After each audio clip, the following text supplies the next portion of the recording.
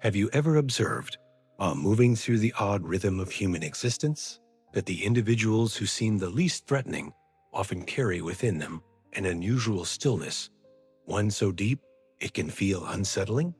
We grow up learning to fear the loud, the aggressive, the explosive. Yet those who erupt like storms are, in their own way, honest. Their turbulence is visible. Their intentions are not hidden. But the real danger rarely announces itself with thunder. It hides in quiet rooms, behind calm faces, beneath an emotional stillness that is not peace, but absence. There are people whose inner world is not a landscape rich with feeling, but an empty stretch of desert silent, unmoved, untouched. Their serenity is not soothing. It is hollow. We often picture evil as something traumatic, a dark figure, a violent force. But true harm almost never arrives wearing a villain's mask. It appears polite, composed, rational. It shakes your hand. It smiles. And that is precisely why it slips past our attention. To understand what we call danger, you must stop looking at behavior and start looking at the psychology that produces it. Harmful people are not driven primarily by hatred. They are driven by what is missing inside them. The very first sign of such a person is not something present, but something noticeable by its absence. Empathy. Not the superficial sympathy we display in social settings, but the deep, instinctive capacity to feel another's emotional reality. Most humans possess this resonance. It's the invisible thread that vibrates when someone else suffers or rejoices.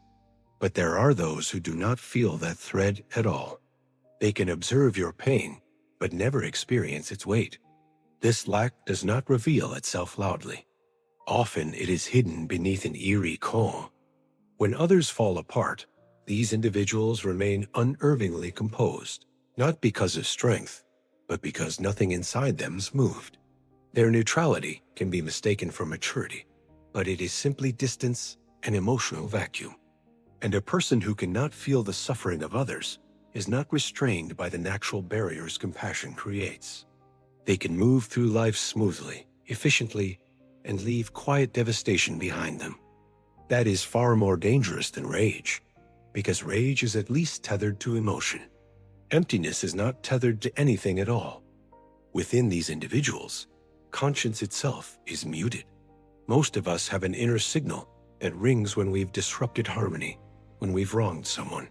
But some people do not have this inner alarm, not because they choose evil, but because the mechanism itself never formed.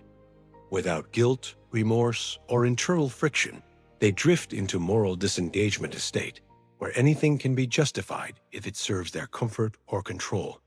You see this in their explanations. They can rationalize actions that would trouble another person's heart. They do not understand why you feel hurt, because they do not experience emotional resonance. In their world, guilt is a nuisance, remorse is an act, and accountability is a foreign language. This is why they gaslight not to be theatrical villains, but because the possibility of being wrong threatens the fragile structure of their identity. Without conscience, relationships become tools. People become means, not mysteries. Interactions become calculations rather than connections. Their charm, when it appears, is not affection. It is strategy.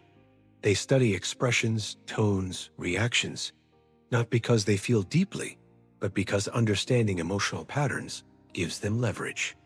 Their warmth is scripted. Their attentiveness is measured. Their timing is intentional. This is why they can mirror you so perfectly when they first arrive in your life. They replicate your humor, your interests, your worldview. It feels like understanding. In reality, it is imitation and emotional performance crafted to gain trust. Their relationship with truth functions similarly. A lie is not a moral violation. It is simply one option among many. Truth is flexible. Stories shift, contradictions appear, and instead of discomfort, they simply adjust the narrative. Dishonesty is not dramatic. It is casual. Beneath all of this lies a core drive, control. Not loud, aggressive control, but the quiet, structured kind organizing conversations, managing perceptions, deciding which realities are acknowledged. They test boundaries subtly, not to provoke conflict, but to measure how easily your world can be rewritten. A truly dangerous person cannot tolerate equality. Equality threatens their psychological position. So when you stop responding to their cues, they do not explode, they refine their tactics. History gives us a chilling example.